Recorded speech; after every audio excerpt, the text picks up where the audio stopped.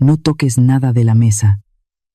Tu olor a basura impregnará nuestro lujo. Mi apreciado yerno me lanzó esas palabras a la cara, y luego se limpió las manos con una servilleta, como si acabara de tocar algo increíblemente sucio. Me volví hacia mi hija, la niña que crié vendiendo hasta mi propia sangre, esperando una palabra en mi defensa.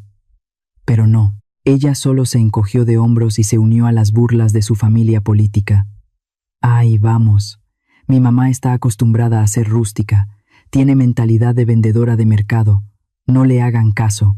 Los 23 miembros de su clan estallaron en una carcajada de satisfacción. Me quedé paralizada, tragándome las lágrimas. Creían que iba a salir corriendo y llorando. Se equivocaban. Me sequé los ojos, levanté la cabeza y decidí hacer algo que silenciaría a este arrogante clan para siempre. Soy Emilia Robles. Tengo 61 años. Y acabo de morir con la risa de mi propia hija. Su silencio, cuando su esposo me llamó basura, fue la puñalada final que mató a la sumisa madre Emilia que había en mí. Pero hace solo 10 minutos estaba disfrutando felizmente de la primera cena de presentación con la futura familia política de mi hija.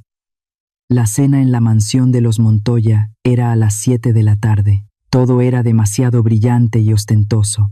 Aferraba en mis manos una caja con un pastel de 3 leches.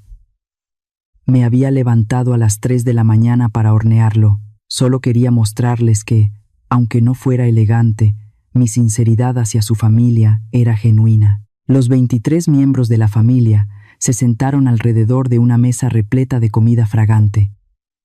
Todas las conversaciones giraban en torno a clubes de golf y vacaciones caras. Yo estaba sentada sola, sintiéndome fuera de lugar, y decidí que era el momento. Con manos ligeramente temblorosas, me levanté y ofrecí la caja de pastel hacia la cabecera de la mesa.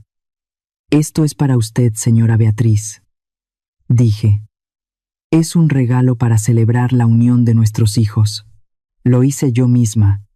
Toda la mesa guardó silencio. 23 pares de ojos se clavaron en mí. La señora Beatriz, la suegra de mi hija, bajó lentamente su copa de vino, tomó la caja con 2 dedos, arrugando la nariz. «Oh, qué regalo tan rústico», dijo. «Pero, querida Emilia, aquí no comemos cosas que no hayan pasado un control sanitario. Huele a grasa barata», y sin siquiera abrirla, dejó caer la caja en el cubo de la basura. Me quedé allí, petrificada. Busqué la mirada de mi hija, Lucía, que estaba sentada junto a Alejandro, su prometido. Esperé que se levantara y dijera que ese pastel era lo que la había alimentado toda su vida. Alejandro soltó una carcajada. Se limpió la boca y me miró con lástima. «No te preocupes, mamá», dijo, dirigiéndose a su madre. «No a mí. No puedes esperar modales de esta escoria». Se giró bruscamente hacia mí. «Será mejor que no toque nada de esta mesa. Su olor a basura impregnará nuestro lujo». Toda la sala estalló en risas. Sentí que la sangre me subía a la cara. Mis uñas se clavaron en las palmas de mis manos. Pero lo que me destrozó no fue el insulto de ese joven arrogante, sino ver a Lucía llevándose una mano a la boca, riendo suavemente para no desentonar. Luego me miró, y en sus ojos no vi amor. Vi vergüenza. «Ay, Alejandro, no seas tan malo», dijo ella, con voz ligera. «Mi mamá es un poco rústica. Ya sabes cómo es la gente de pueblo. No le hagas caso». Algo se rompió dentro de mí. Durante años me había dicho ciegamente que estaba estresada, que la presión de encajar la había distanciado, pero en ese momento, viéndola reírse de mí con la manada de lobos que la rodeaba, comprendí la verdad. Yo era el chiste en su nueva vida. Respiré hondo. «Muy bien. Si no me van a respetar, esta boda se cancela», dije. Mi voz no fue un grito, fue un susurro firme, claro y directo. Hubo un silencio de 2 segundos. Luego, la señora Beatriz soltó una carcajada estridente. «Disculpe. ¿Usted?», ¿Una vendedora de mercado cancelando la boda más grande del año en la ciudad? Por favor, Emilia, deje de decir tonterías. Siéntese y cállese antes de que ordene que la saquen por la puerta de servicio. ¿Con qué autoridad?, añadió Alejandro, con tono burlón. ¿Nos va a amenazar con no regalarnos más pan dulce? Las risas volvieron, más fuertes, más humillantes. Todos esperaban que llorara, suplicara o huyera avergonzada. Lucía se puso de pie de un salto, roja de ira. «Mamá, deja de hacer el ridículo», gritó. «La boda es mi decisión. Tú no has puesto ni un centavo aquí. No eres nadie en esta casa. Lárgate si no sabes cómo comportarte». La miré, sin decir nada más. Esbocé una sonrisa pequeña y triste, pero que contenía un secreto que ellos no podían ni imaginar. Di media vuelta y caminé hacia la puerta. A mis espaldas, las risas continuaban. Brindaban por haber puesto a la criada en su lugar. Salía la noche fría y, por primera vez en años, el aire se sintió puro. El portón de hierro de la mansión Montoya se cerró detrás de mí. Caminé sola por la calle empedrada. El frío de la noche me azotaba la cara, pero sentía un ardor en el pecho. ¿Por qué? La pregunta daba vueltas en mi cabeza. ¿Por qué? Lucía. Recordé las noches en vela cosiendo su uniforme. Recordé el sabor del café recalentado que bebía para que ella pudiera desayunar con leche fresca. Recordé haber vendido mis aretes de oro, lo único que me dejó mi madre, para pagar su viaje de graduación. Hice todo por amor, para que nunca sintiera carencias. ¿Y así me lo pagaba? Esperaba que, cuando me llamaran basura, ella dijera: «No, ella es mi madre». Pero no lo hizo. Se rió. Me detuve bajo una farola y saqué mi viejo teléfono del bolsillo. La pantalla estaba rota. Miré la pantalla. Nada, ninguna llamada. Me di la vuelta y miré hacia la mansión, ahora pequeña en la distancia. Esperé ver una figura corriendo detrás de mí, oírla gritar: «Mamá, espera», pero la calle permaneció desierta. Un taxi pasó lentamente y le hice una seña. «Buenas noches, señora. ¿A dónde la llevo?» Dudé, pero subí al coche. Me miré en el espejo retrovisor y vi mis ojos rojos e hinchados. Dentro de ellos había una furia, la misma que cuando mi esposo murió y me quedé sola con una hija de 2 años y un puesto de mercado al borde de la quiebra. La furia que me había hecho levantarme a las 4 de la mañana durante los últimos 30 años. El teléfono vibró. Mi corazón dio un vuelco. Era ella. Se había arrepentido. Abrí el mensaje. Era de Lucía. «Mamá, eres increíble. ¿Cómo pudiste hacerme esto? Me has avergonzado delante de los Montoya. Tienes que volver ahora mismo y pedirle perdón a la señora Beatriz. Hazlo por mí, no arruines mi boda». Leí el mensaje 2 veces, 3 veces. Lágrimas espesas y calientes rodaron por mis mejillas. No quería saber si había llegado a casa a salvo. Solo le importaba su imagen. Me pedía que volviera a arrodillarme, a aceptar ser su bufón. Apagué la pantalla y guardé el teléfono en lo más profundo de mi bolso. «Se acabó, Lucía», susurré. «Se acabó la madre abnegada y sacrificada». «Señora», me dijo la dirección. Preguntó el taxista. Levanté la vista. «Sí, joven. Lléveme al centro financiero. A la Torre Mayor. ¿A esta hora?» «Es un edificio de oficinas, señora». «Lo sé», dije, viendo pasar las luces de la ciudad. «Tengo asuntos pendientes y tengo una boda que cancelar». El taxi aceleró. Dejé atrás el barrio de los ricos. Dejé atrás a la hija que había criado y me dirigí hacia la mujer que realmente soy, la mujer que ellos no conocían, la mujer que estaba a punto de enseñarles quién manda de verdad en este juego. El taxi se detuvo frente a un antiguo edificio en el centro. Era un discreto edificio de ladrillo rojo donde el señor Mateo tenía su oficina. Él era mi contador, mi amigo y el guardián de mis secretos desde que mi esposo falleció. Subí las escaleras lentamente. Sentí una claridad que no había tenido en años. Mateo me abrió la puerta en pijama, con los ojos entrecerrados por el sueño, pero al ver mi rostro, supo que algo grave había sucedido. «Pasa, Emilia», dijo, haciéndose a un lado. Su oficina olía a tabaco y papel viejo. Me senté en el sillón de cuero gastado, el mismo en el que me había sentado 30 años antes, llorando, con una deuda enorme y una bebé en brazos. Esta noche no lloré. «Mateo, necesito los libros», dije. Me miró por encima de sus gafas. «¿A estas horas?» Le pasó algo a Lucía. Le pasó todo, Mateo. Me pasó la peor versión de la vida. Mateo suspiró y se dirigió a la caja fuerte empotrada en la pared, detrás de un cuadro de un paisaje. Giró la combinación. Se oyó el clic de los engranajes. La puerta de la caja se abrió. Sacó 3 gruesos libros encuadernados en cuero negro. Los puso sobre el escritorio de caoba. «Ahí está todo», dijo. Pasé la mano por las cubiertas de cuero. Nadie en el mercado lo sabía. Nadie en mi barrio lo sospechaba. Para ellos, yo era la señora Emilia, la que regateaba cada centavo en el precio de la harina, la que usaba zapatos remendados. Pero aquí, en estos papeles, estaba la verdad. Abrí el primer libro. Títulos de propiedad.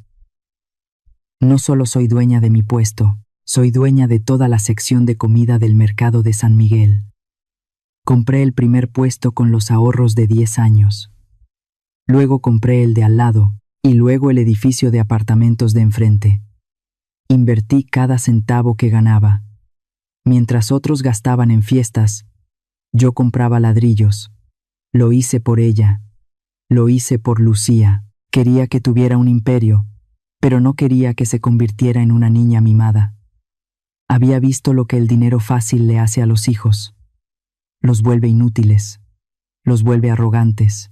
Quería que aprendiera el valor del trabajo, que supiera lo que cuesta ganar un peso. Pensé que si creía que éramos pobres, se esforzaría más. Se convertiría en una mujer fuerte. Qué equivocada estaba. Mi plan perfecto solo consiguió que me despreciara, que se avergonzara de sus orígenes. Creé un monstruo que desprecia la mano que le dio de comer, sin saber que esa mano sostenía el techo bajo el que dormía. Abrí el segundo libro. Estados de cuenta del fideicomiso Robles. Mis ojos recorrieron las cifras. Depósito para el salón de fiestas del Hotel Imperial. 500,000 pesos. Pagado. Anticipo para el vestido de diseñador importado de París. 200,000 pesos. Pagado. Depósito para el apartamento en Polanco. Ese nido de amor con vistas al parque. 2 millones de pesos. Pagado. Todo salió de aquí, de mi sudor, de mis madrugadas. Lucía creía que Alejandro conseguía descuentos especiales por sus contactos.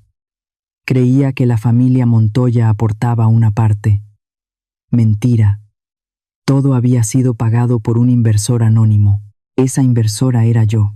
Yo era el banco que financiaba su fantasía. Yo era la billetera que los Montoya creían estar explotando. Mateo me observaba en silencio, sirviendo 2 tazas de café negro. «¿Qué vas a hacer, Emilia?», preguntó suavemente. Tomé un sorbo de café.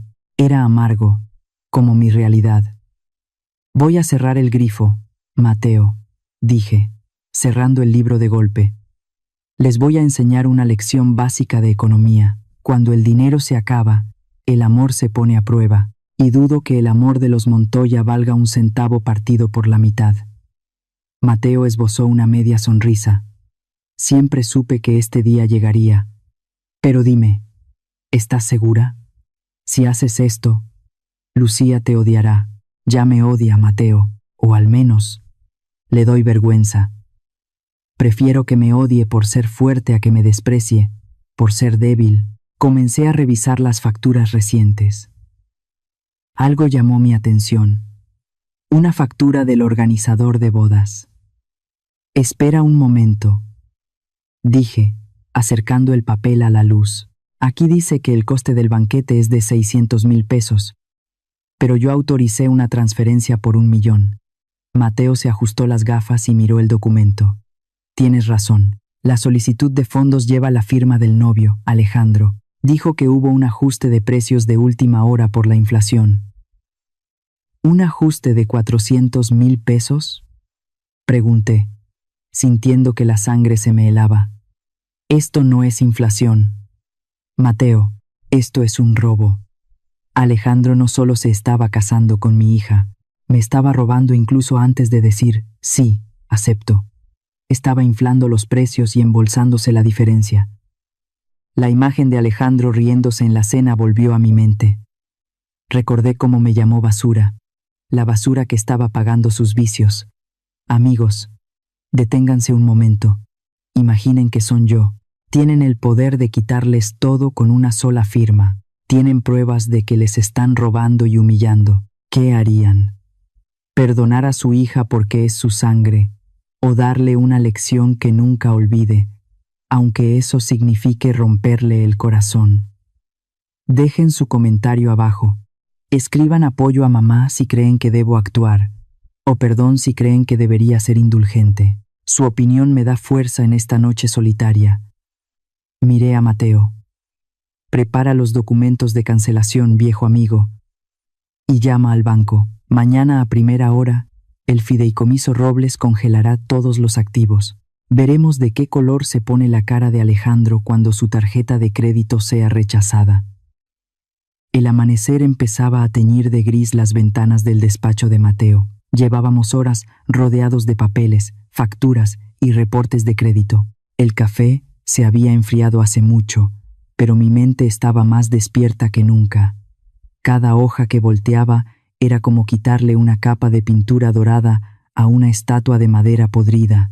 Mateo estaba tecleando furiosamente en su vieja computadora. Su rostro, iluminado por la pantalla azul, mostraba una mezcla de asombro y disgusto. «Emilia, tienes que ver esto», dijo, girando el monitor hacia mí. Me acerqué. Eran los reportes financieros de la familia Montoya, o lo que quedaba de ellos. «Es peor de lo que pensábamos», murmuró Mateo. Mis ojos recorrieron las columnas de números rojos. La mansión donde cenamos anoche, esa fortaleza de arrogancia, tiene 3 hipotecas encima. 3. La última fue solicitada hace apenas 2 meses, con tasas de interés usureras. Deben 6 meses de pagos al banco. Técnicamente, esa casa ya no es suya, es del banco, y el banco está a punto de ejecutar el embargo. Seguí leyendo. Las tarjetas de crédito de doña Beatriz estaban al tope. Viajes, ropa, joyas. Todo pagado con dinero que no tenían. El padre de Alejandro, ese hombre silencioso que apenas me miró, tenía 2 demandas por fraude en sus negocios de construcción. Son unos cadáveres financieros caminando. Susurré. Entonces, entendí todo. La prisa por la boda. La insistencia en que fuera una gran celebración. No era amor. Era un rescate. Alejandro no buscaba una esposa. Buscaba un salvavidas. Buscaba mi dinero. De alguna manera, ellos olieron que detrás de la vendedora de pasteles había capital. O tal vez, simplemente pensaron que Lucía, siendo hija única, heredaría mis propiedades tarde o temprano. Mateo sacó otro documento de la impresora. El papel estaba tibio. Mira esto. Emilia. Es el contrato con la empresa de catering para la boda. Lo tomé. Mis manos no temblaban, pero sentía un hormigueo en la punta de los dedos. La factura oficial decía 600,000 pesos por el banquete para 300 invitados. Pero, adjunto, había un correo electrónico. Un correo enviado desde la cuenta personal de Alejandro al gerente de la empresa de banquetes. Leí el texto en voz alta, sintiendo cómo cada palabra era un clavo más en el ataúd de mi respeto por ese hombre. Estimado Carlos, necesito que la factura final sea por 1,200,000 pesos. La diferencia. Por favor, deposítala en mi cuenta personal en las Islas Caimán. Como acordamos. Es para gastos imprevistos de la luna de miel. Ya sabes cómo son las mujeres con sus caprichos. Dejé caer el papel sobre el escritorio. Caprichos. Él estaba inflando los costos al doble. Me estaba robando 600,000 pesos en mi propia cara y usaba a mi hija como excusa. Es un ladrón, dije, con una calma que me asustó incluso a mí. No es un empresario exitoso, es un estafador vulgar con un traje caro. Mateo se quitó los lentes y se frotó los ojos. Emilia, si Lucía se casa con él bajo el régimen de bienes mancomunados, las deudas de él pasarán a ser de ella, y por extensión, tus propiedades estarán en riesgo. Ellos no quieren a Lucía, quieren el mercado, quieren tus edificios. Quieren exprimir hasta la última gota de tu trabajo para seguir viviendo su fantasía de ricos. Sentí una náusea profunda, no por el dinero va y viene, sino por la maldad, por la frialdad de planear una vida entera basada en una mentira. Me levanté y caminé hacia la ventana. Abajo, la ciudad empezaba a despertar, los camiones de reparto, los barrenderos. Y esa gente, los Montoya, nos miran desde arriba mientras nos meten la mano en el bolsillo. Dije, dándome la vuelta. Ahora necesito las palabras. Necesito saber qué dicen cuando creen que nadie los escucha. Necesito saber qué tan profundo es el pozo de su podredumbre. ¿Qué vas a hacer? Voy a buscar a Isabela Torres. Mateo abrió los ojos grandes. La periodista, la chica que hace reportajes de denuncias, esa misma, dije, tomando mi bolsa. Le pagué la carrera cuando su padre murió. Ella me debe un favor, y es la única que puede meterse en esa casa sin levantar sospechas. Isabela es joven, lista, y tiene hambre de justicia. Si alguien puede encontrar la prueba definitiva de que Lucía no es más que un peón en su juego, es ella. Salí del despacho de Mateo con el sol dándome en la cara. Ya no era la mujer humillada de la noche anterior, era una generala marchando a la guerra. Ellos querían jugar con fuego, querían quemar a la vendedora de pasteles. Bueno, están a punto de descubrir que yo soy el horno, y ellos son la masa que voy a aplastar. Encontré a Isabela en una cafetería pequeña cerca de la redacción del periódico. Llevaba el cabello corto y unos lentes grandes que le daban un aire intelectual. Cuando me vio entrar, se levantó de un salto y me abrazó fuerte. Olía a tinta fresca y café. Doña Emilia, qué milagro, dijo, sonriendo. Hacía años que no la veía. ¿Cómo está el mercado? ¿Cómo está Lucía? Fui directa. Me senté y le conté todo. Le conté de la cena, de las risas, de las deudas de los Montoya y del robo descarado de Alejandro. A medida que hablaba, la sonrisa de Isabela se transformó en una línea dura. Sus ojos de periodista brillaron. No con lástima, sino con esa chispa de quien huele una buena historia. Son unos parásitos, dijo ella, golpeando suavemente la mesa con el puño. Se aprovechan de la gente honesta, escondiéndose detrás de apellidos rimbombantes. Doña Emilia, cuente conmigo, vamos a destaparlos. El plan fue sencillo pero arriesgado. Isabela tenía una prima, Rosa, que trabajaba en una agencia de limpieza de lujo. Resultó que los Montoya, en su afán de aparentar que todo seguía normal para la boda, habían solicitado personal extra para limpiar la mansión antes de la fiesta de compromiso. Rosa entró a la casa de los Lobos esa misma tarde, con un micrófono diminuto pegado bajo el uniforme almidonado. Isabela y yo esperamos en su auto, estacionadas a 2 cuadras de la mansión. Teníamos unos audífonos conectados a una grabadora. Me sentía como en una película de espías. Yo, una señora que solo sabe de levadura y hornos, ahora escuchando secretos ajenos. La primera hora fue aburrida. Solo oíamos el sonido de la aspiradora y los gritos histéricos de doña Beatriz regañando al personal porque las flores no eran del tono exacto de blanco. Pero entonces, el audio cambió. Se escuchó una puerta cerrarse. El ruido ambiente disminuyó. Rosa había entrado al estudio privado. «Shh, escuche esto», susurró Isabela, subiendo el volumen. Eran ellos, Alejandro y su madre.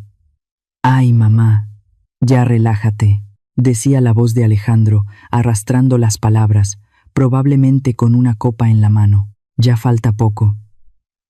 En cuanto firmemos el acta civil, los bancos nos dejarán en paz. El suegro fantasma, o sea, la vieja pastelera, tiene más dinero del que aparenta. Ya investigué sus propiedades». «¿Estás seguro, hijo?», preguntó Beatriz, con voz chillona, «porque esa mujer me da asco. No soporto su olor a manteca, y la hija es una tonta sin clase. Ayer casi se pone a llorar porque tiré ese pastel inmundo». «Aguanta, mamá», respondió él, riendo suavemente. «Solo tienes que aguantar a la tonta de Lucía unos años. Cásate.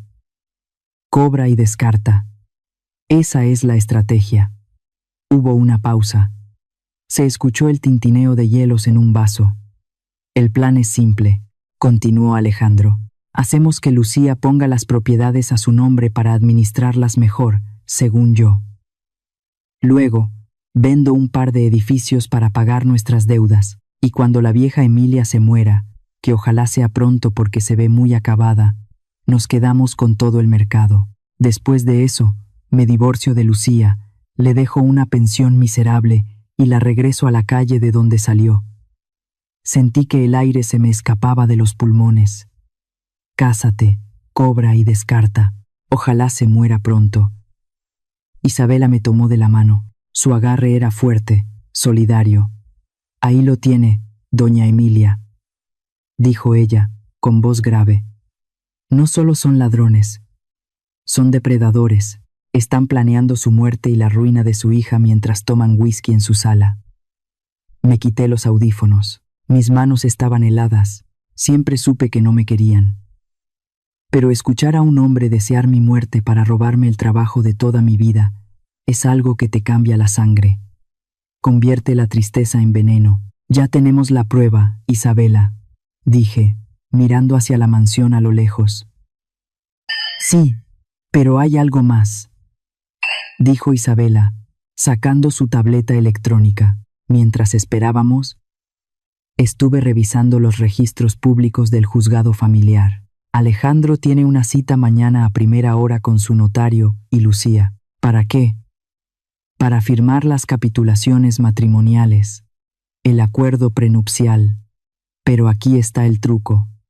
Isabela deslizó el dedo por la pantalla. El borrador que registraron no es un acuerdo de separación de bienes. Es un acuerdo de sociedad conyugal total, con una cláusula de absorción de pasivos.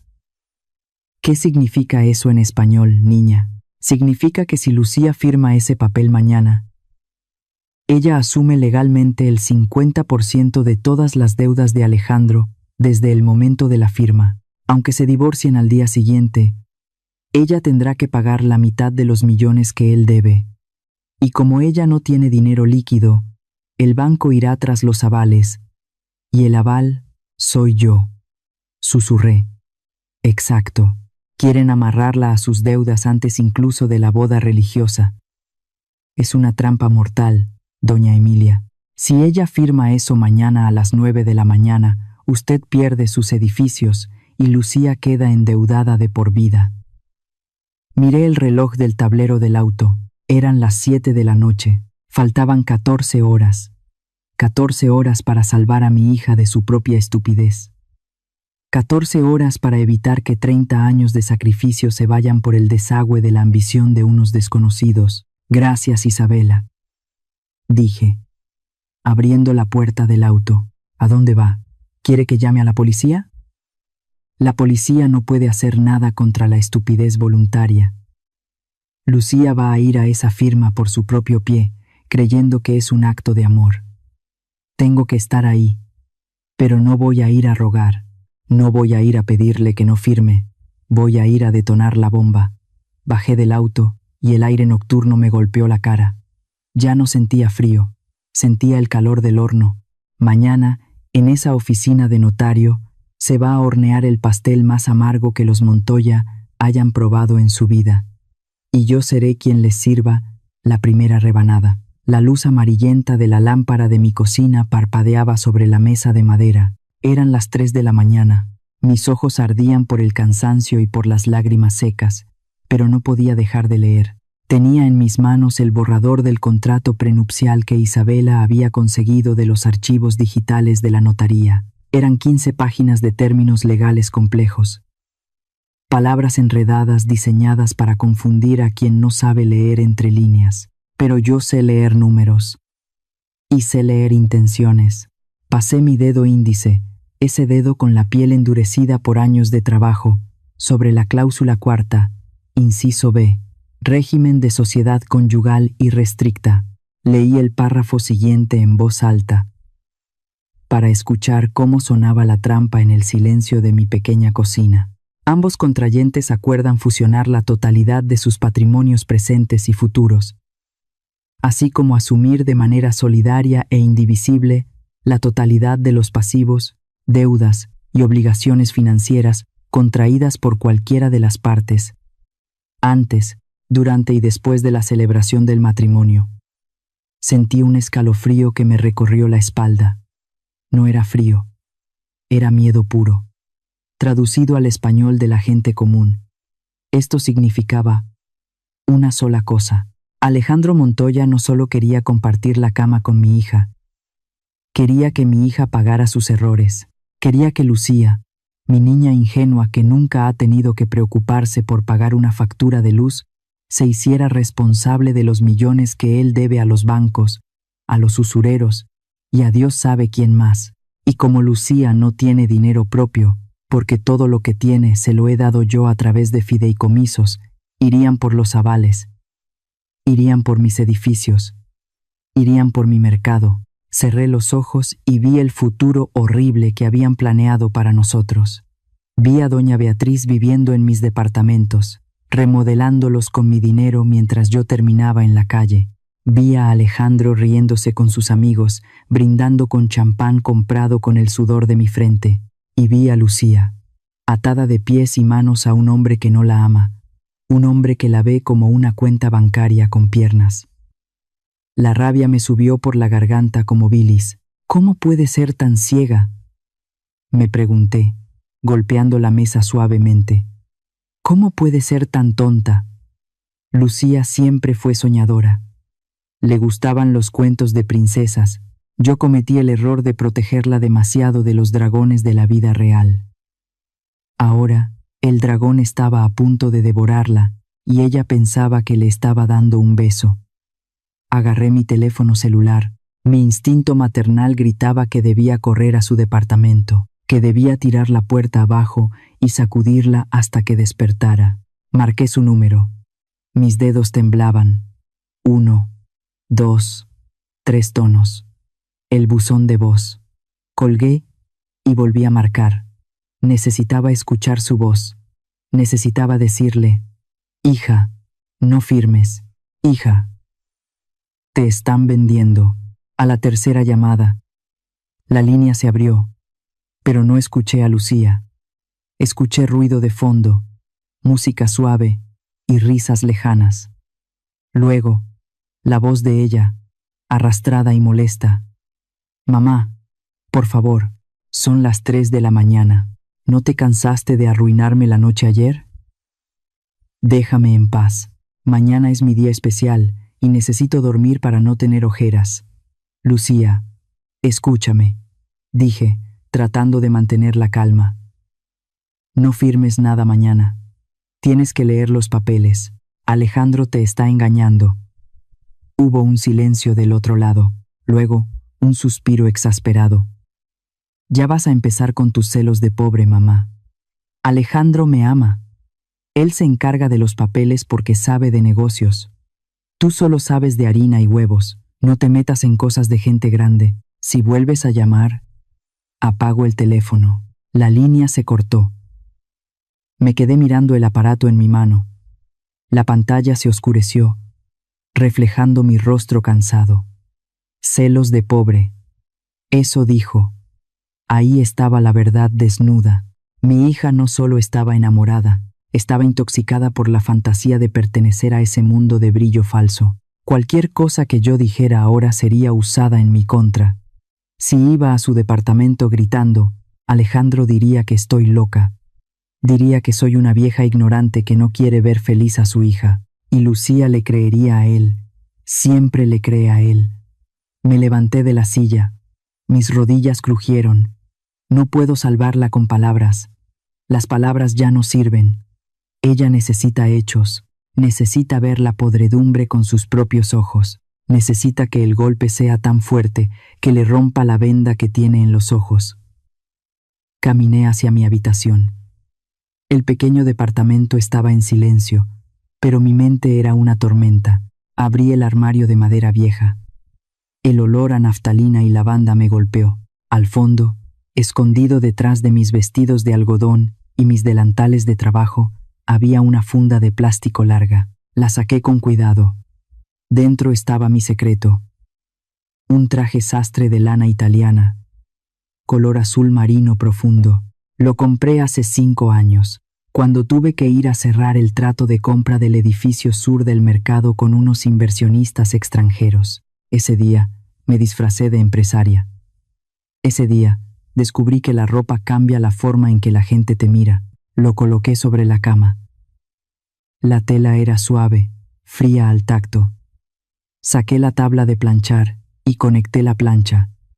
El pequeño foco rojo se encendió, como un ojo vigilante en la oscuridad. Esperé a que se calentara. El vapor empezó a salir, sibilante. Pasé la plancha sobre la manga del saco. El calor alisaba las arrugas invisibles. Este traje no es ropa, es una armadura. Mañana no voy a ser Emilia, la señora que regala galletas. Mañana no voy a ser la madre que pide perdón por existir. Deslicé la plancha con fuerza. Mañana voy a ser la mujer que construyó un imperio desde la nada. Voy a ser la mujer que sabe leer un contrato mejor que esos abogados de apellido compuesto. Pensé en Alejandro, pensé en su sonrisa burlona, pensé en cómo planeaba mi muerte para quedarse con mis tierras. Pobre diablo, no sabe que la mujer a la que llama basura es la dueña del suelo que pisa. Planché los pantalones. La línea quedó perfecta, afilada como un cuchillo. Lo sé, se le va a romper el corazón cuando vea quién es realmente su príncipe azul. Y me va a doler verla sufrir. Dios sabe que me va a doler, pero prefiero verla llorar una semana por un novio perdido, que verla llorar toda la vida por una ruina que no se buscó. A veces, el amor de madre no es un abrazo suave. A veces, el amor de madre es un empujón fuerte para sacarte de la vía del tren antes de que te aplaste la locomotora. Terminé de planchar. Colgué el traje en la puerta del armario, donde la primera luz del amanecer pudiera tocarlo. Me acerqué a la ventana. El cielo empezaba a cambiar de negro a gris. La ciudad despertaba. Los camiones de basura pasaban. Los panaderos encendían sus hornos. Mi gente, la gente real. Me preparé un café fuerte, sin azúcar. Necesitaba que el amargor me mantuviera alerta. Miré el reloj de pared. Faltaban 3 horas para la cita en la notaría. 3 horas para que se abriera el telón de esta farsa. Me bañé con agua fría para despertar cada nervio de mi cuerpo. Me peiné el cabello en un chongo estricto, sin dejar ni un pelo suelto. Me maquillé un poco, solo para ocultar la palidez de la mala noche, y luego me puse el traje, me miré en el espejo de cuerpo entero. La mujer que me devolvía la mirada no parecía una vendedora de mercado. Parecía alguien capaz de comprar el mercado entero y convertirlo en oro. Parecía peligrosa. Guardé el contrato subrayado en mi portafolios de piel. Guardé también las pruebas que Isabela me dio. La grabación, los estados de cuenta bancarios de los Montoya, las notificaciones de embargo. Todo estaba ahí. Mi munición. Salí de mi departamento. Cerré la puerta con doble llave. El aire de la mañana era fresco, pero yo sentía un fuego interior que me calentaba. Caminé hacia la avenida principal para tomar un taxi. Mientras el taxi me llevaba hacia la zona rica de la ciudad, hacia las oficinas de cristal y acero donde se deciden los destinos de la gente con dinero, ensayé mis primeras palabras. No iba a gritar, no iba a llorar, iba a entrar en esa sala de juntas, donde ellos estarían esperando a una víctima fácil, y les iba a demostrar que cometieron el error más caro de sus vidas. El taxi se detuvo frente al edificio de la notaría. Pagué y bajé. Miré hacia arriba, hacia el piso 10. Ahí estaban, seguramente riendo, seguramente celebrando antes de tiempo. Ajusté el cuello de mi saco. Respiré hondo. Que disfruten sus últimos minutos de risa, porque cuando yo cruce esa puerta, la fiesta se acaba. Hoy, en esa oficina de notario, yo no voy a llegar con una caja de pasteles. No voy a llegar como una madre suplicante. Hoy voy a llegar como lo que realmente soy, aunque ellos no lo sepan todavía. Hoy voy a llegar como la dueña de sus deudas, como la propietaria de su futuro, y como la única persona que puede decidir si se hunden o nadan. No era una oficina de abogados. Por supuesto que no. Los Montoya no hacen nada en silencio si pueden hacerlo con espectáculo. El mensaje de texto llegó a mi celular a las 7 de la mañana cambiando la ubicación. Hotel Imperial, Salón, Versalles. Conozco bien ese lugar.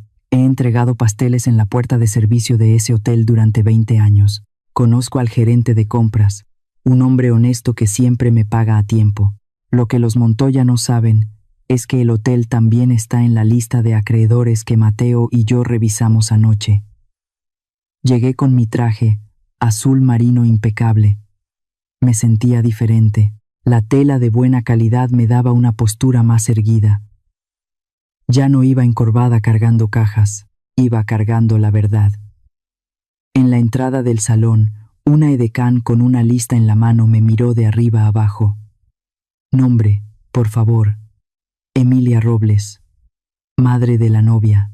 La chica revisó la lista y frunció el ceño. Ah, sí, señora Robles. Su lugar está asignado en la mesa 25. Entré. El salón olía a lirios frescos y a dinero viejo, o al menos, a la ilusión del dinero. Había candelabros de cristal colgando del techo y una orquesta de cuerdas tocando música suave en una esquina. Había al menos 50 personas, los amigos del club, los socios de negocios, la gente ante la cual los Montoya necesitaban aparentar poder. Busqué la mesa 25. Mi corazón se endureció un poco más. La mesa estaba en el rincón más alejado, justo al lado de las puertas batientes de la cocina. Era una mesa pequeña, sin centro de flores, donde habían sentado también a la nana anciana de Alejandro y a 2 choferes. Me habían puesto en la mesa de la servidumbre. Me senté. La nana me sonrió con pena, pero yo no le devolví la sonrisa. Mi atención estaba fija en la mesa principal, elevada sobre una tarima, donde Lucía y Alejandro estaban sentados como reyes. Lucía llevaba un vestido color crema, sencillo pero elegante. Se veía pálida. Sus manos jugaban nerviosamente con la servilleta. Alejandro, a su lado, brillaba de satisfacción. Se reía fuerte. Saludaba a todos, actuando como el dueño del mundo. Un mesero se acercó a mi mesa con una botella de champán envuelta en una toalla blanca. Empezó a servir en las copas de los choferes. Cuando llegó a mi lado, inclinó la botella hacia mi copa. En ese momento, una mano llena de anillos de oro detuvo el brazo del mesero. Doña Beatriz había cruzado el salón. Llevaba un vestido de seda verde que apenas podía contener su figura. Su perfume era tan fuerte que mareaba. Dijo ella, con una voz lo suficientemente alta para que las mesas cercanas escucharan. No desperdicies el krug en esta mesa. El mesero se quedó congelado. Perdón, señora Montoya. Es para el brindis. Doña Beatriz me miró. Sus ojos eran 2 piedras frías. La señora Robles no tiene el paladar educado para distinguir un vino de $500 de un vinagre. Sería un pecado gastar esto en ella. Ella chasqueó los dedos. Tráele un vaso de agua.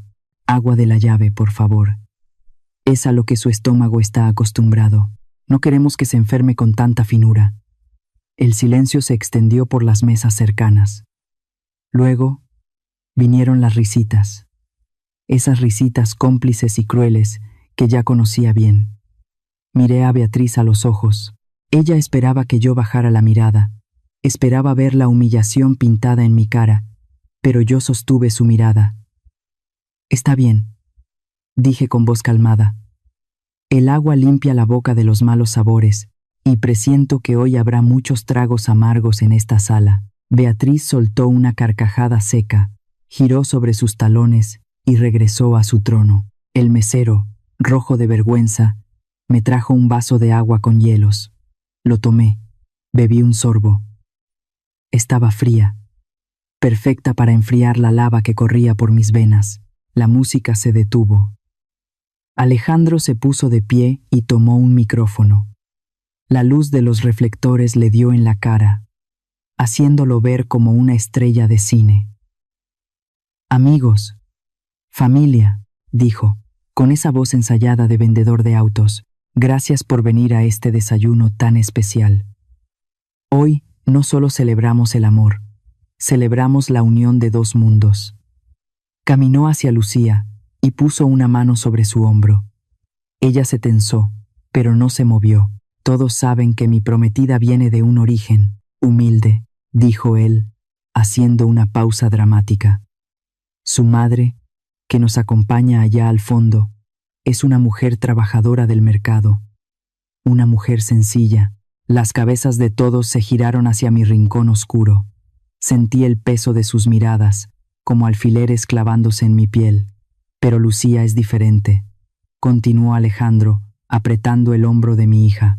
«Lucía es una flor que creció en el pantano, y hoy, gracias a mi familia, gracias al apellido Montoya, vamos a trasplantar esa flor al jardín que se merece». Hubo aplausos. Aplausos educados. Hoy, Lucía firmará los documentos que la integran legalmente a nuestro patrimonio y a nuestra estirpe. Hoy deja de ser la hija de la vendedora de pasteles para convertirse en una dama de sociedad. Alejandro le tendió el micrófono a Lucía, pero ella negó con la cabeza. Él se rió. «Es tímida. Todavía le asusta la grandeza. Pero no importa.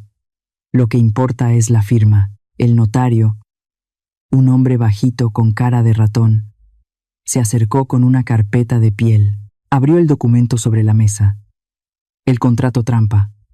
Ahí estaba. La sentencia de muerte de mi hija. La cadena perpetua que la ataría a las deudas de estos criminales. Lucía tomó la pluma. Su mano temblaba visiblemente. Miró a Alejandro. Él le sonrió, pero sus ojos no sonreían. Sus ojos decían, «Firma o te destruyo». Miré a Lucía. Miré a la niña que yo peinaba antes de ir a la escuela.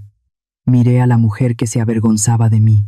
Si ella firma, pierde todo. Si firma, mi trabajo de 30 años se convierte en el pago de los vicios de ellos. Sentí una presión en el pecho. No era dolor, era la fuerza de todas las madres que han tenido que defender a sus crías de los depredadores. «Ya basta». Me puse de pie. Mi silla rechinó contra el piso de mármol. No caminé. Marché. Mis tacones golpeaban el suelo con un ritmo militar. Tac, tac, tac. Crucé el salón. Pasé junto a las mesas de los amigos ricos. Pasé junto a la mesa de Beatriz, que se quedó con la boca abierta, con el tenedor a medio camino. Había algo en mi cara. Algo en la forma en que apretaba mi vieja carpeta de cuero contra mi pecho, que los paralizó. Subí los 2 escalones de la tarima. Alejandro se giró, molesto. «Señora Emilia, por favor, siéntese. Estamos en medio de...». No lo dejé terminar. Llegué a la mesa, levanté mi carpeta y la dejé caer con toda mi fuerza sobre el mantel blanco, justo encima del contrato que Lucía estaba a punto de firmar. El golpe fue seco, brutal. Una copa de cristal fino, que estaba cerca, vibró y cayó de lado, rodando hasta el borde de la mesa y estrellándose contra el suelo. Los pedazos de cristal volaron, el vino tinto se derramó sobre el contrato, manchando el papel de un color rojo oscuro, como si fuera una herida abierta. El salón entero se quedó en un silencio absoluto. Ni la música, ni los cubiertos, ni la respiración se escuchaban. Lucía soltó la pluma. Me miró con los ojos desorbitados. «Mamá, ¿qué haces?», susurró. Ignoré a Lucía. Me giré lentamente hacia Alejandro. Él había retrocedido un paso, manchado de vino, mirándome como si yo fuera un fantasma que acababa de salir de la tumba. Lo miré a los ojos. Ya no vi al hombre poderoso, vi al niño asustado que sabe que lo han descubierto. «Se acabó la fiesta, Alejandro», dije. Mi voz no temblaba. Mi voz llenó el salón sin necesidad de micrófono. Se acabó el teatro. Si han llegado hasta aquí, por favor comenten el número 1 abajo, para saber que todavía hay amigos acompañándome en este viaje. Su presencia es mi mayor motivación para contar la parte final. Alejandro intentó arrebatarme el micrófono, pero yo fui más rápida. Años de cargar cajas me han dado brazos fuertes. Lo esquivé y me paré frente a la audiencia. «Señora, por favor, está haciendo el ridículo», dijo él, con una sonrisa nerviosa dirigida a los invitados. «Mi suegra ha bebido un poco de más». «Cállate», dije. No grité, pero la palabra salió como un latigazo amplificado por las bocinas. «Cállate y escucha». Saqué mi viejo celular del bolsillo. Lo conecté al cable auxiliar que colgaba de la consola de sonido, justo al lado de donde yo estaba. Isabela me había enseñado cómo hacerlo. Presioné el botón de reproducción. Un soplido estático llenó el salón. Y luego, las voces. Las voces claras, nítidas y crueles, de Alejandro y Beatriz. «Cásate, cobra y descarta». Esa es la estrategia. La voz de Alejandro resonó en cada rincón del Salón Versalles. Los invitados dejaron de masticar. Doña Beatriz se puso pálida bajo su maquillaje. Ojalá se muera pronto porque se ve muy acabada. Nos quedamos con todo el mercado. La grabación siguió rodando. Cada frase era una confesión. Cada risa grabada era una prueba de su vileza. Lucía, sentada en su silla, se cubrió la boca con las manos. Sus ojos iban de la grabadora a Alejandro y de Alejandro a mí. El velo de la ilusión se estaba rasgando frente a ella. Cuando la grabación terminó, hubo un silencio sepulcral. Nadie se atrevía a respirar. Desconecté el celular y miré a Alejandro. Ya no sonreía. Estaba sudando, mirando a sus socios, a sus amigos, buscando una salida. «Es un montaje», balbuceó. Es inteligencia artificial. Esa mujer está loca». «No, Alejandro», dije, abriendo mi carpeta manchada de vino. «Lo que es artificial es tu vida. Lo que es un montaje es tu riqueza». Hice una señal hacia la puerta. Mateo entró, seguido por 2 hombres de traje gris y un actuario del juzgado. Dije al micrófono: «Permítanme presentarme correctamente. No soy solo la vendedora de pasteles que acaban de humillar. Soy Emilia Robles, socia mayoritaria del Fondo de Inversión San Miguel». El murmullo recorrió el salón. «Y como socia mayoritaria, tengo el deber de informarles que este desayuno lo pago yo, no porque sea generosa, sino porque soy la dueña de la deuda hipotecaria del Hotel Imperial, que a su vez es dueño de este salón». El gerente del hotel, que estaba en una esquina, asintió levemente con la cabeza hacia mí. «Pero eso no es todo», continué, sacando un documento sellado. Caminé hacia doña Beatriz. Ella estaba temblando, aferrada a su copa vacía. «Señora Beatriz», dije, poniendo el documento frente a ella, «reconozco que tiene buen gusto para las casas. La mansión en las Lomas es preciosa.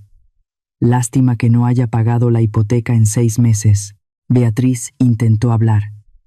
pero solo salió un chillido ahogado. El banco vendió su deuda ayer. Adivine quién la compró. La mujer me miró con terror puro. Sí, fui yo. Me giré hacia la sala. Así que, familia Montoya y todos sus distinguidos invitados están comiendo y bebiendo gracias a la recuérdalo rústica mujer del mercado. Están sentados en sillas que técnicamente son mías. Miré a Alejandro. Él estaba pálido, como si le hubieran sacado toda la sangre. Alejandro, el contrato que querías que mi hija firmara, ese donde ella asumía tus deudas. Bueno, lamento decirte que ella no tiene nada a su nombre. Todo lo que Lucía disfruta, el departamento, el coche, la ropa, todo está a nombre de mis empresas. Ella no es rica, yo lo soy. Y tú, mi querido yerno fallido, acabas de intentar estafar a la persona equivocada. Alejandro cayó de rodillas. No fue una caída dramática, fue como si sus piernas simplemente dejaran de funcionar. Emilia, doña Emilia, por favor, dijo, arrastrándose hacia mí. Podemos arreglar esto. Fue un malentendido. Yo amo a Lucía. Lo que escuchó en la grabación, estaba borracho. No sabía lo que decía. Me miró con ojos llorosos, pero no eran lágrimas de arrepentimiento. Eran lágrimas de un hombre que ve cómo se le escapa el dinero de las manos. Por favor, no nos quite la casa. Mi madre está enferma. No tenemos a dónde ir. Lo miré desde arriba. Me dio asco. Levántate, dije con frialdad. Ten un poco de dignidad. No te estoy quitando nada que fuera tuyo. Solo estoy recuperando lo que es mío. Me dirigí a los invitados, que nos miraban como si estuviéramos en una telenovela en vivo. Damas y caballeros, el espectáculo ha terminado. Disfruten el salmón. Está pagado. Considérenlo mi obra de caridad del año. Una última comida caliente para la familia Montoya antes de que la realidad les toque la puerta. El actuario se acercó a Beatriz y le entregó la notificación de desalojo. Tienen 24 horas para vaciar la propiedad, dijo el hombre con voz monótona. Beatriz soltó un alarido y se desmayó, cayendo teatralmente en los brazos de su esposo, que miraba al suelo avergonzado. Yo cerré mi carpeta. Me sentí ligera, me sentí limpia. Miré a Lucía una última vez. Ella seguía sentada, paralizada, con el rímel corrido por las lágrimas.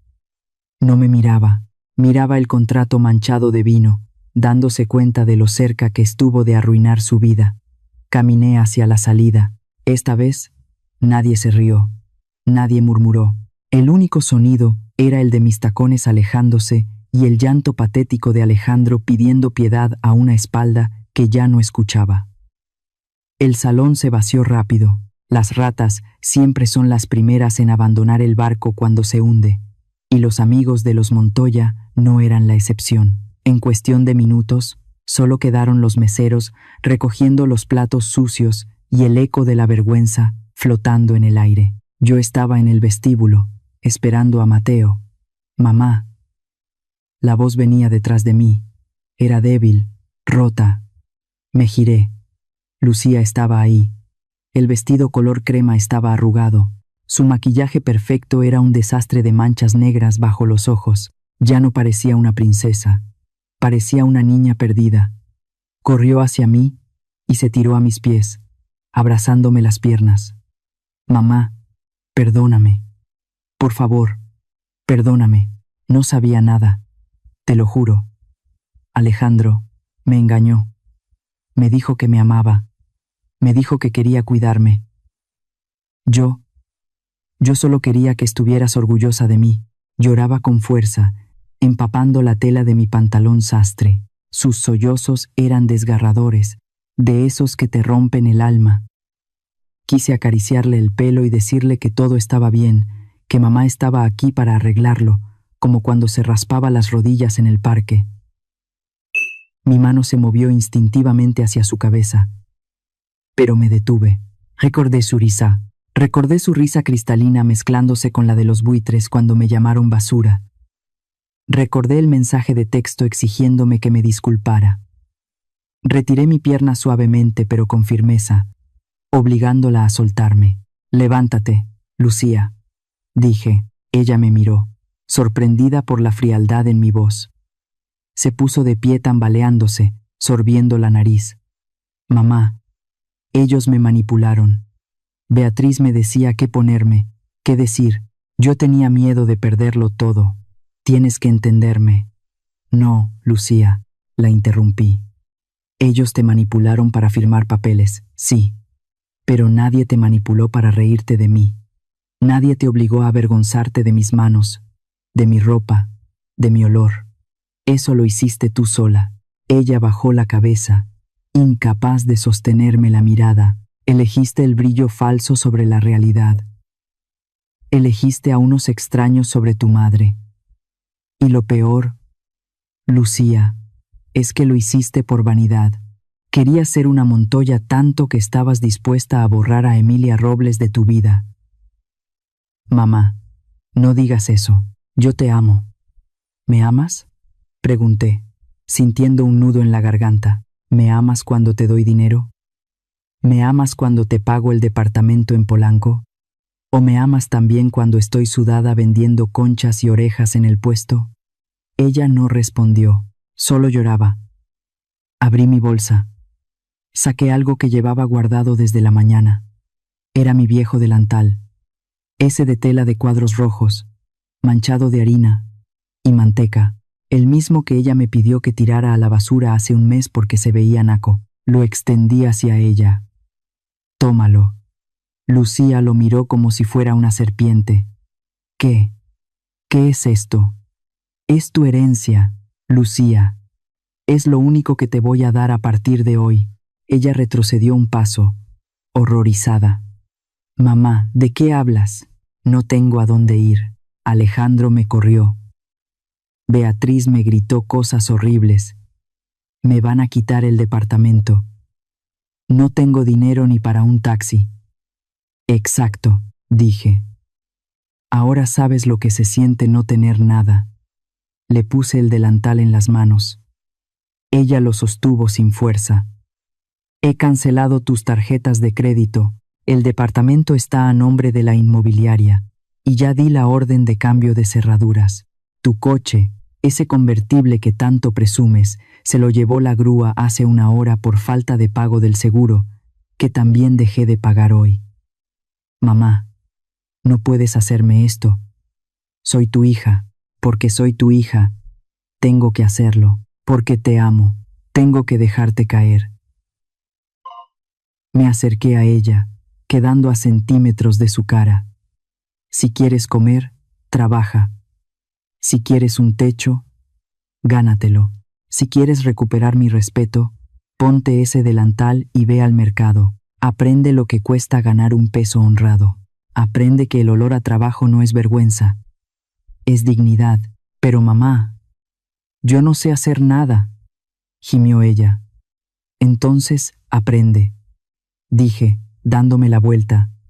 «Yo tampoco sabía nada cuando tu padre murió. Y mírame ahora». Caminé hacia la salida del hotel. Mateo me esperaba en el auto. «Mamá, no me dejes aquí». El grito de Lucía resonó en el vestíbulo vacío. No me detuve. No miré atrás. Cada paso que daba me dolía en el cuerpo como si me estuvieran arrancando la piel. Dejar a mi hija ahí, sola, asustada y sin un centavo, fue lo más difícil que he hecho en mi vida.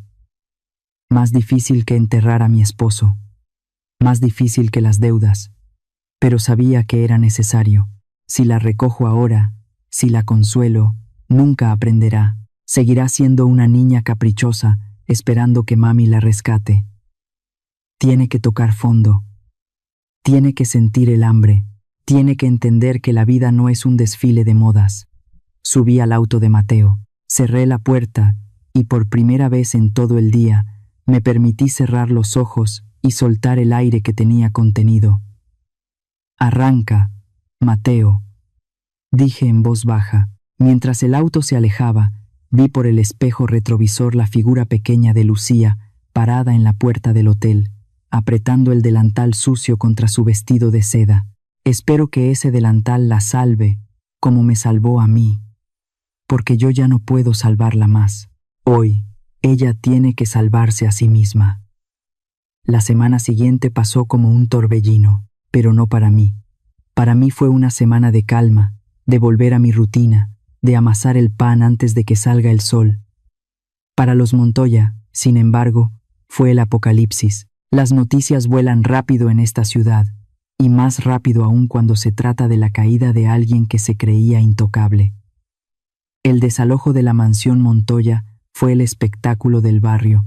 Me contaron que doña Beatriz salió gritando, aferrada a un abrigo de pieles apolillado, mientras los cargadores sacaban sus muebles Luis XV a la banqueta. Alejandro no estaba, se había escondido en un hotel barato, avergonzado de dar la cara a los acreedores que hacían fila afuera de su puerta. Mi abogado actuó rápido. Ejecutamos la garantía hipotecaria. La casa ya estaba a nombre de mi fondo de inversión. Lo curioso del dinero es que es como un imán. Cuando lo tienes, atraes amigos. Cuando lo pierdes, esos amigos se convierten en jueces. En el club campestre, donde antes los saludaban con reverencias, ahora se contaban chistes sobre ellos. Supiste que los Montoya vivían de prestado. Decían entre risas, mientras jugaban golf. ¿Supiste que intentaron estafar a una pastelera y les salió el tiro por la culata? La vergüenza social es un castigo más cruel que la cárcel para gente como ellos. El abogado de la familia, ese tal Raúl que redactó el contrato trampa, tuvo su propio juicio. Isabela publicó el reportaje con las pruebas del fraude y la falsificación de documentos. El colegio de abogados le retiró la licencia en tiempo récord. Ahora tendrá que buscar trabajo redactando testamentos para gatos, si es que alguien lo contrata. Pero lo más triste, o quizás lo más justo, fue ver cómo se devoraban entre ellos. Sin dinero, la familia perfecta se desmoronó. Me enteré de que Beatriz culpa a Alejandro por ser un inútil que no supo cerrar el trato. Alejandro culpa a su padre por haber quebrado la constructora años atrás y obligarlo a buscar una esposa rica. Se gritan, se insultan, se odian. El pegamento que los unía era la ambición, y sin ella, solo quedan los pedazos rotos de su egoísmo. Un martes por la tarde, tuve que ir al centro a firmar unos papeles. Iba en mi camioneta, manejando despacio por el tráfico. Al pasar por una calle de vecindades viejas, vi algo que me hizo frenar un poco.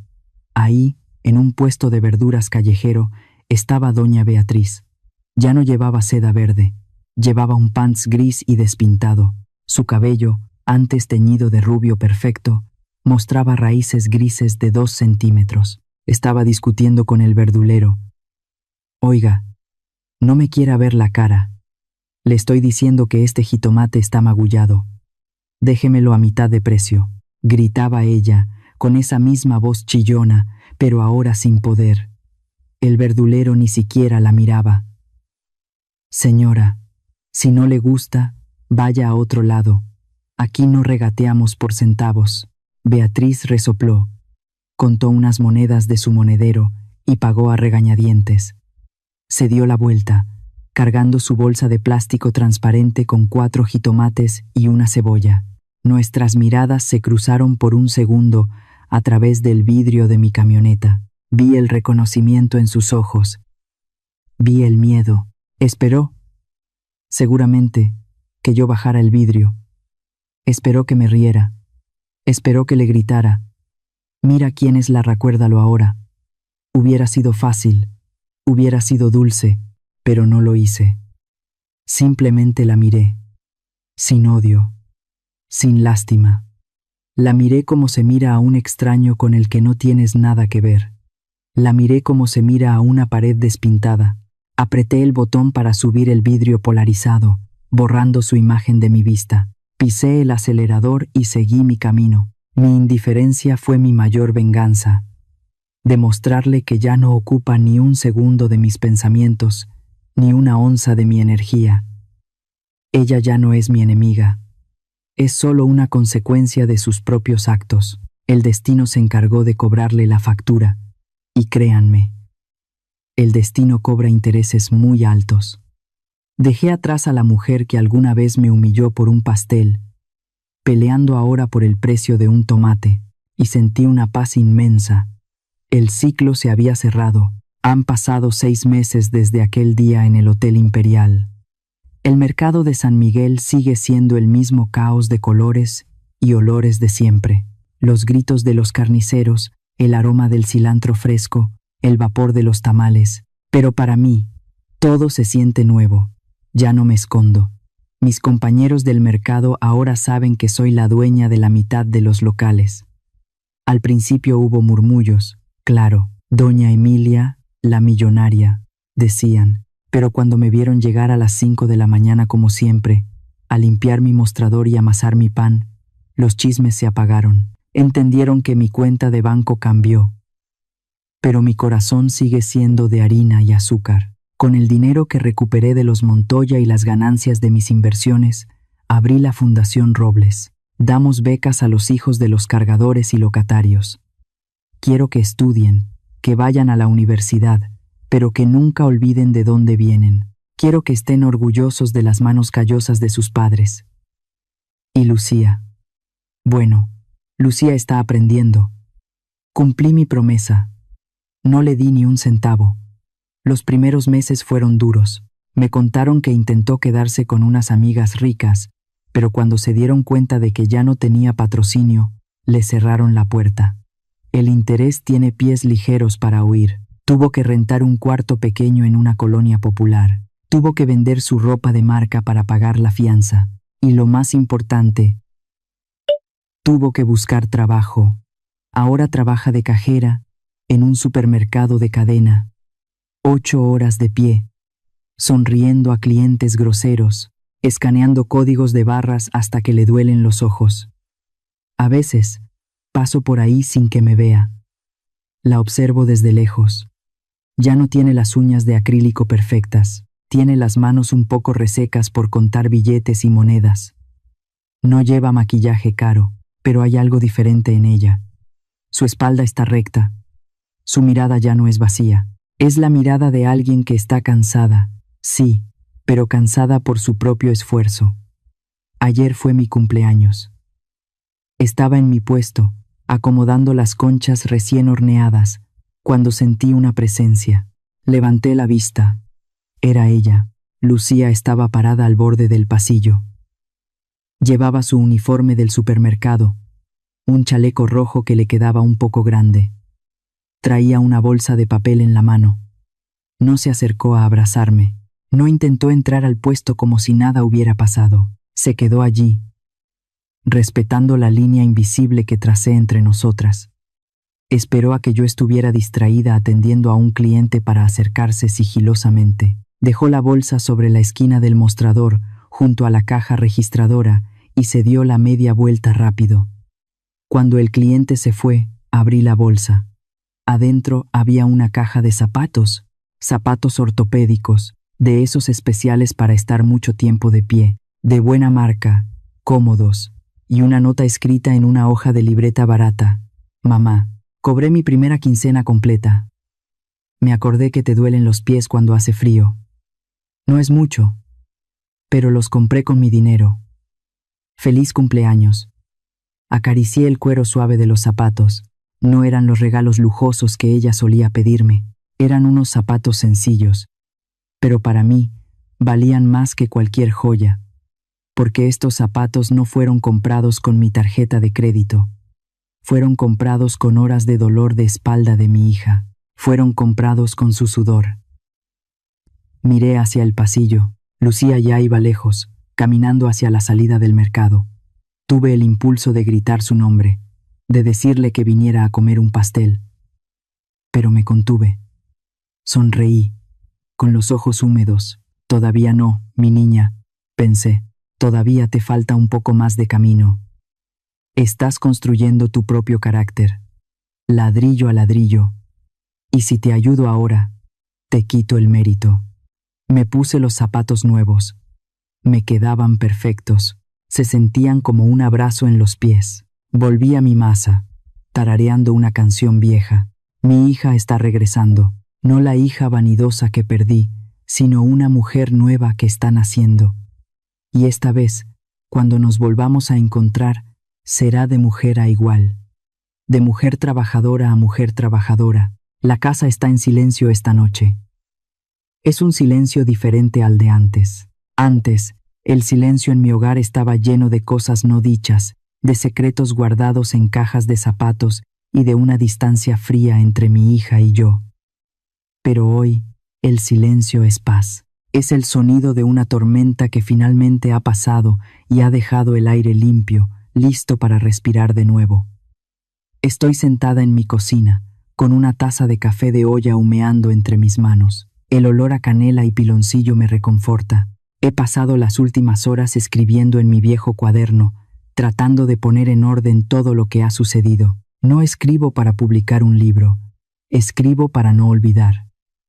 Escribo porque la memoria es frágil y necesito recordar por qué hice lo que hice. Mucha gente me juzgó.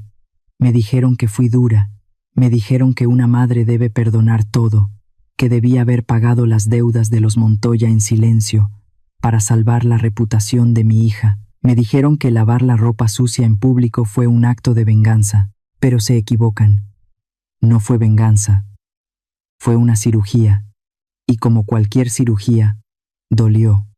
Hubo sangre, hubo lágrimas, pero era necesaria para extirpar el tumor de la mentira que estaba matando a mi familia. Si hubiera pagado esa boda, si hubiera dejado que Lucía firmara ese contrato, no la habría salvado. La habría condenado a una vida de servidumbre, atada a un hombre que la veía como una cuenta bancaria y no como una compañera. La habría condenado a creer que el dinero compra la dignidad. Al cancelar esa boda, no destruí la vida de mi hija, le devolví su vida, le di la oportunidad de construirse a sí misma, desde cero, sobre cimientos de verdad y esfuerzo, y no sobre las arenas movedizas de la apariencia. A ti, madre que me estás escuchando, quiero decirte algo que me costó 60 años aprender. Ámate a ti misma primero. Nos han enseñado que ser madre es ser mártir. Nos han dicho que debemos quitarnos el pan de la boca, que debemos aceptar los desprecios, que debemos ser invisibles para que nuestros hijos brillen. Pero eso es una mentira peligrosa. Si tú no te respetas, tus hijos tampoco lo harán. Si permites que te traten como un trapo viejo, les estás enseñando a ser tiranos. La mejor herencia que puedes dejarle a tus hijos no son casas ni cuentas bancarias. Es tu dignidad. Es enseñarles que nadie, absolutamente nadie, tiene derecho a humillarte. Tu ranura personal es el escudo que protege a tu familia. Cuando marcas una línea y dices hasta aquí, no estás siendo egoísta, estás siendo maestra, estás enseñando lecciones que ninguna escuela puede dar, y a los hombres, a los hijos, a los esposos que puedan estar escuchando esto, les tengo una palabra. Un hombre de verdad no es el que tiene el coche más caro o el que habla más fuerte en las fiestas.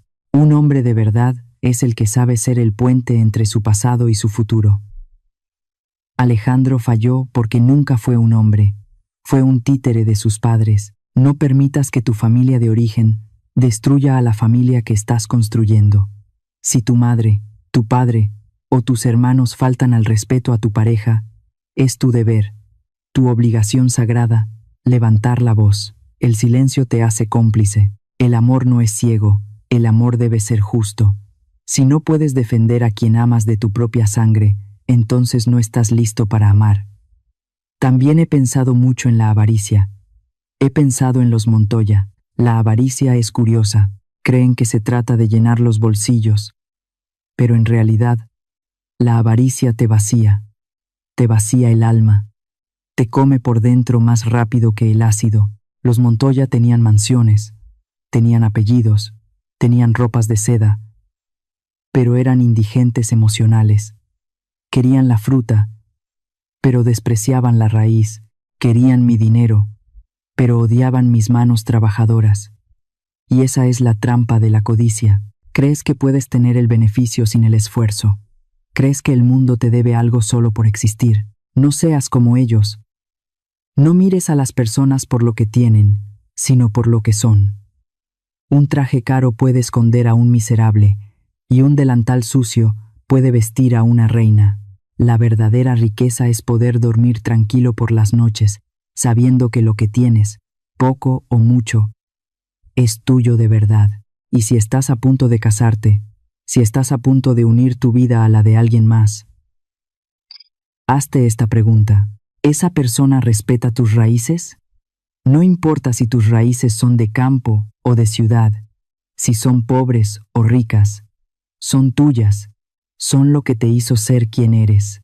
Si tu pareja te pide que escondas a tu familia, si se avergüenza de tu historia, si te pide que cambies tu esencia para encajar en su molde, corre, corre lejos y no mires atrás. El amor verdadero no te pide que borres tu pasado. El amor verdadero abraza todo lo que eres, incluyendo las manos cansadas de tu madre y el sudor de tu padre. Quien no honra tu origen, no merece tu futuro. Dejo la pluma sobre la mesa. El café se ha enfriado, pero no importa. Me siento cálida por dentro. Miro por la ventana de la cocina que da a la calle. El sol de la tarde está empezando a caer, pintando el cielo de naranja y violeta. A lo lejos, veo algo que hace que mi corazón dé un vuelco. No es un coche deportivo. No es una limusina. Es una bicicleta. Una bicicleta sencilla, de segunda mano, con una canasta de metal enfrente, y pedaleando, con el cabello recogido en una coleta simple y la cara lavada, viene Lucía. Se ve cansada, se ve más delgada, pero pedalea con fuerza. La veo detenerse frente a mi reja. Baja de la bicicleta con cuidado. Saca de la canasta una bolsa de papel que reconozco bien. Es pan. Pan que seguramente compró con sus propinas. O tal vez, pan que ella misma intentó hornear. Se queda parada ahí, mirando hacia la casa. Duda. Veo su mano acercarse al timbre y luego retirarse. Tiene miedo. Tiene vergüenza. Pero no se va. Se alisa el pantalón de mezclilla. Respira hondo y vuelve a levantar la mano. Esta vez, toca el timbre. El sonido resuena en la casa vacía. Ding. Dong. No es el sonido de una visita. Es el sonido de un regreso. Me levanto de la silla. Mis piernas, aunque viejas, se sienten fuertes. Paso junto al espejo del recibidor y me miro un segundo. Veo mis arrugas, veo mis canas, pero sobre todo veo mis ojos. Ya no hay dolor, hay esperanza. Llego a la puerta, pongo la mano en el picaporte. El metal está frío, pero mi mano está firme. Sé que al abrir esta puerta no voy a recuperar a la hija que perdí. Esa niña caprichosa se fue para siempre. Al abrir esta puerta, voy a conocer a una mujer nueva. Una mujer que ha aprendido, a la mala, que el amor y el respeto se ganan. Y estoy lista para conocerla. Giro la llave. El cerrojo cede con un clic suave. Abro la puerta. Lucía está ahí. Levanta la vista. Sus ojos se encuentran con los míos. No dice nada. No llora. Solo me ofrece la bolsa de pan con un gesto tímido, casi imperceptible. Hola, mamá, dice en un susurro. Traje bolillos para la cena. Sonrío, una sonrisa verdadera que me llega hasta los ojos. Pasa, hija, digo, haciéndome a un lado. El café está listo. Ella cruza el umbral, y mientras cierro la puerta detrás de ella, dejando fuera el ruido de la calle y los recuerdos del dolor, sé que esta noche, por primera vez en mucho tiempo, la cena en esta casa no será de sobras, ni de apariencias. Será una cena de verdad, porque a veces hay que destruir un castillo de mentiras para poder construir, finalmente, un hogar. ¿Tú qué opinas de la decisión de Emilia? ¿Habrías hecho lo mismo? ¿O habrías elegido perdonar desde el silencio? A veces la vida nos pone frente a elecciones que duelen, pero que definen quiénes somos de verdad. Te leo en los comentarios, cada historia cobra sentido cuando compartimos nuestras voces. Si este relato te dejó pensando, regálanos un like, compártelo con alguien que necesite escucharlo y suscríbete para no perderte las próximas historias. Nos vemos en la siguiente historia. Somos Antes del Silencio, contando historias que no solo se escuchan, se sienten y se quedan contigo.